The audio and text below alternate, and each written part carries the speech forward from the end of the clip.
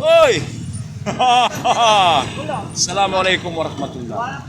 Alam niyo mga kapatid, hindi naman sa mga ibig sabihin dapat ko sa mga babae.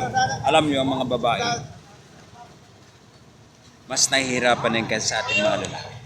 Diba bakit? Tayong mga lalaki, pag galing natin sa trabaho, diretso tayo sa salas at may kasama pang kape. Nagpahinga at kung may TV tayo, manood pa tayo ng TV.